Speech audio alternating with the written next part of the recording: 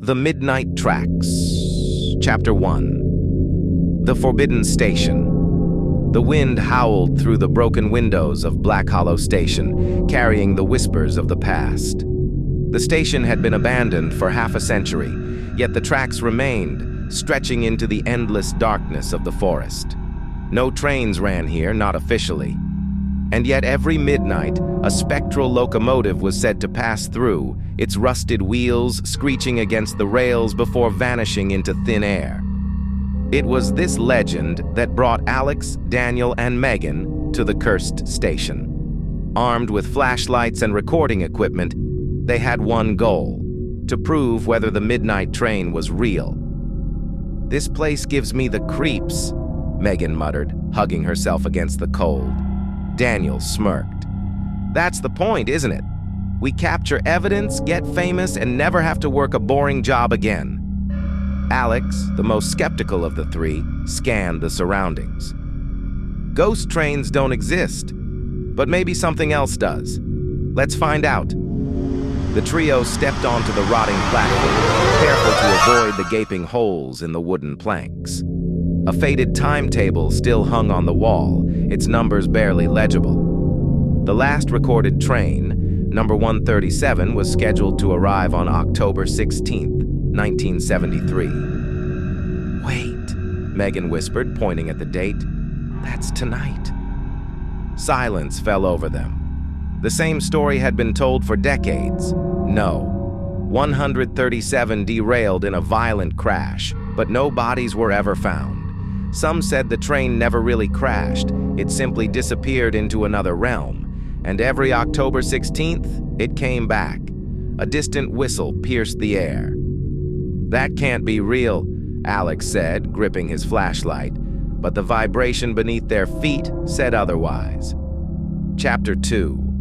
The Train That Shouldn't Exist. The ground trembled as an unseen force rumbled down the tracks. The trio stumbled backward, their breath turning to mist in the frigid air. A deep, echoing whistle, closer this time, sent a wave of fear through their chests. Daniel raised his camera. "This is it! We're gonna make history!" A blinding headlight appeared at the edge of the tracks, cutting through the fog like a blade.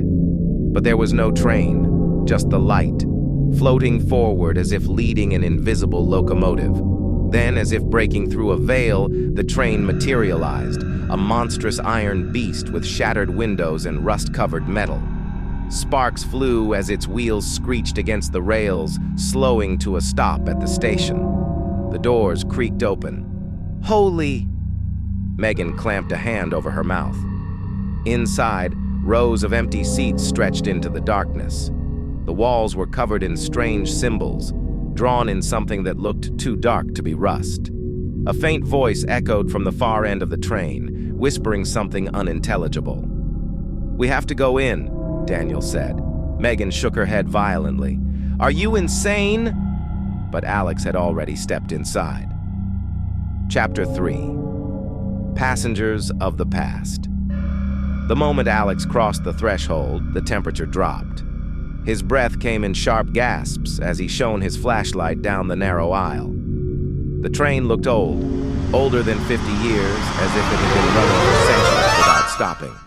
Daniel and Megan followed reluctantly, their footsteps echoing in the unnatural silence. Then the doors slammed shut. "Shit!" Megan ran to the exit, yanking at the handle, but it wouldn't budge.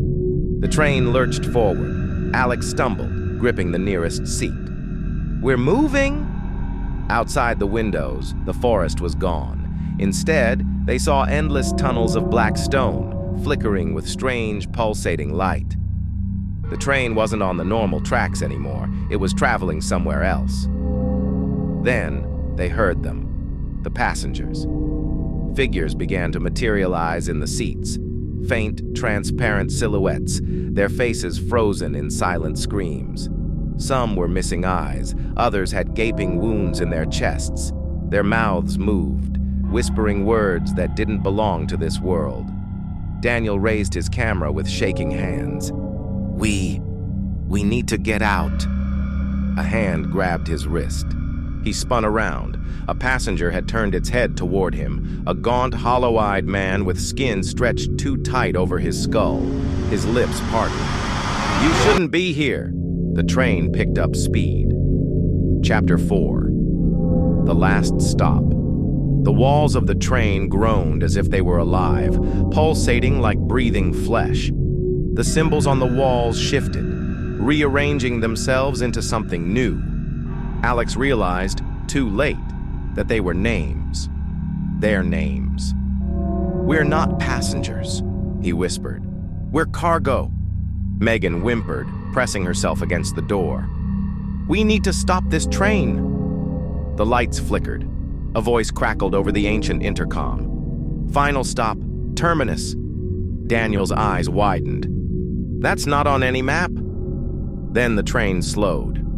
Outside the window, they saw a station, but not like Black Hollow.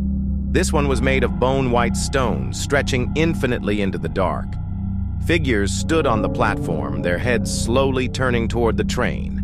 Their eyes were hollow, their hands raised as if in silent welcome. The doors creaked open. The passengers rose from their seats. Alex, Megan, and Daniel bolted for the exit, but the moment they stepped onto the platform, the train vanished. Silence. A single signpost stood before them, its letters shifting and twisting until they formed two words: "No return." And then the figures stepped forward. The end.